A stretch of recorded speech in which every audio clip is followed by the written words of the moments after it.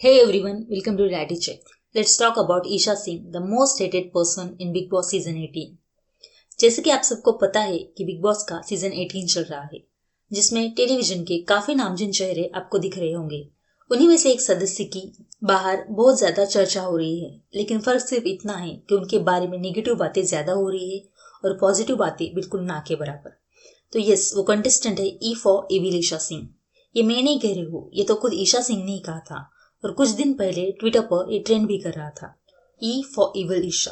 तो आखिर ईशा सिंह को सोशल मीडिया पर क्यों इतना ज्यादा हेट मिल रहा है? बिग बॉस का सीजन जब भी आता है तो अपने साथ कई सारी कंट्रोवर्सीज और नए नए टेलीविजन इंडस्ट्री की और सोशल मीडिया के चेहरे को लेकर आता है। इनमें से कई चेहरे काफी फेमस और पॉपुलर होते हैं, तो कई अनजाने होते हैं। और बात करें ईशा सिंह की, तो आप में से कई लोगों ने उन्हें कहीं ना कहीं तो देखा ही होगा। चाहे आप उन्हें उनके शो से ना पहचाने, लेकिन कहीं ना कहीं उनके इंटरव्यूज या फिर टेलीविजन अपीयरेंस से आपने उनको देखा होगा। ईशा सिंह एक काफी पॉपुलर फेस है टेलीविजन का, और उन्हें अपना एक्टिंग डेब्यू इश्क का रंग सफेद टीवी सीरियल से किया था, जो कि कलर्स पर ही रिलीज हुआ था। और उसी शो से उन्हें काफी अच्छी पहचान मिली और उनकी एक्टिंग को भी काफी सराहा गया था। और उसके बाद उन्होंने काफी सारे टीवी शोज किए, जैसे कि एक था राजा एक थी रानी, इश्क सुबहान अल्लाह या फिर सिर्फ तुम टीवी सीरियल उन्होंने जिस एक्टर के साथ किया था, वो भी हमें बिग बॉस के सीजन 18 में उन्हीं के साथ दिखाई दे रहे हैं, जिनका नाम है विवेंटी सेना। और सिर्फ तुम के बाद ईशा सिंह ने एंट्री ली बिग बॉस 18 में। बिग बॉस 18 के प्रीमियर पर उनकी पर्सनैलिटी काफी चुलबुली और क्यूट लग रही थी। अगर वो चाहती तो काफी सारे लोगों की फेवरेट बन सकती थी। बट जैसे बिग बॉस का ये सीजन शुरू हुआ और आगे के एपिसोड आते गए, लोग उनकी रियल साइड देखते गए और तब ऑल ऑफ सडन ये लोगों के हेट का शिकार बनती गई। अब इनके जो डाई हार्ड फैंस है और इनकी पीआर टीम है, वो ऑफकोर्स उनके किए गए एक्शंस को जस्टिफाई करते रहते और कई बार इनका बीच बचाव भी करते रहते हैं। But here my point is कि ईशा सिंह को इतना इमेंस अमाउंट में हेट आखिर क्यों मिल रहा है? Is she deserve that hate, या फिर ये बहुत ज्यादा हो रहा है? इस वीडियो में ईशा सिंह चाहत और आफरीन खान के रिश्ते पर कमेंट कर रही थी, एलिस कौशिक के साथ मिलकर। अगर आप बिग बॉस का ये सीजन फॉलो कर रहे हैं तो आप चाहत पांडे और आफरीन खान को तो जानते ही हो। उन दोनों का बॉन्ड ना एक फादर डॉटर की तरह है। चाहत आफरीन से काफी ज्यादा इमोशनली कनेक्टेड है, और यहाँ पर ईशा सिंह ने जो सबसे घटिया चीज की वो ये है कि उसने इनके इतने प्योर बॉन्ड पर सवाल उठाया, और उसके पीछे कोई बड़ा रीजन नहीं था। जस्ट बिकॉज आप पहले से किसी को हेट करते हो, या फिर आपके पास टाइम पास करने के लिए या फिर गॉसिप करने के लिए कोई टॉपिक नहीं है, इट डजंट मीन कि आप किसी के कैरेक्टर पर उंगली उठा। चलिए समझ लेते हैं, एक घर में आप बंद हो, टाइम पास करने के लिए कुछ आपके पास है नहीं, इस वजह से आप गॉसिप्स कर कर खुद का टाइम पास कर रहे हो। बट हर एक चीज की ना एक लिमिट होती है। अगर आप जानते हो कि आप एक नेशनल टेलीविजन पर हो, 24/7 लोग आपको देख रहे हैं और आपके हर एक बात ऑडियंस को अफेक्ट कर सकती है, तो अगर इन्होंने बिना सोचे समझे एक लड़की के ऊपर इतना घटिया कमेंट कैसे पास कर दिया? और यहाँ पर मेजर ट्विस्ट ये आया कि इस बात पर वीकेंड के वार पर कोई बात ही नहीं हुई और ना ही ईशा सिंह को कॉल आउट किया गया। और ये ईशा सिंह का सिर्फ एक कमेंट नहीं था, बल्कि उन्होंने कई बार काफी बिलो द बेल्ट बातें कही है।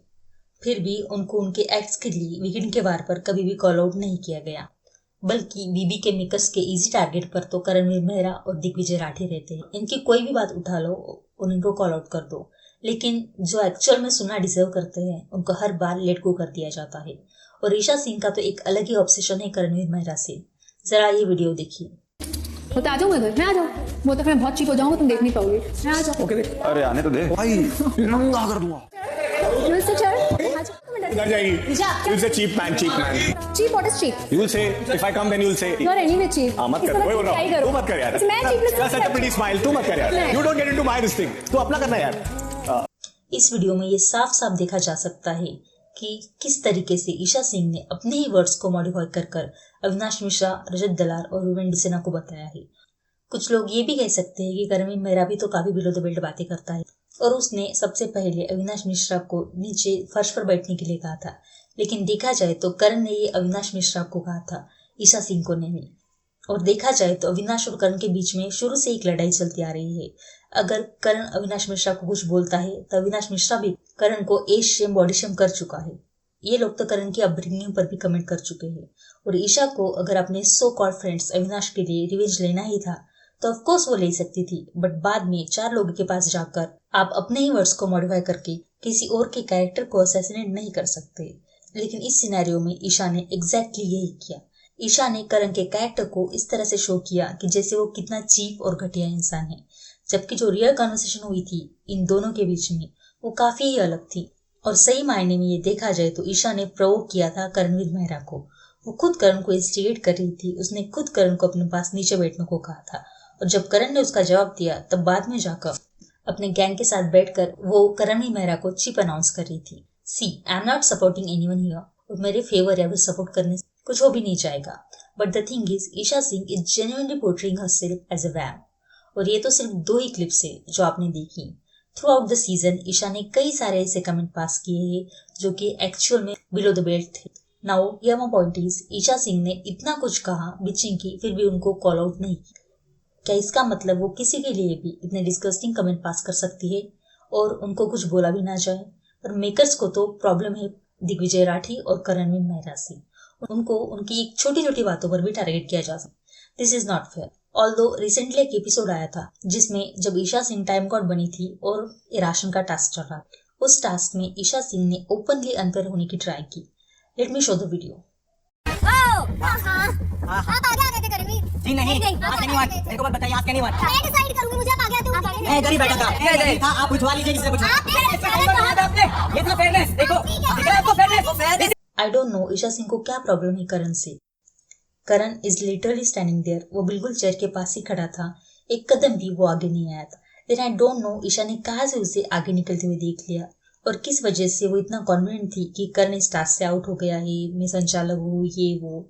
यहाँ पर क्लियरली शो हो रहा था कि वो एब्सोल्युटली अनफेयर होने की कोशिश कर रही थी।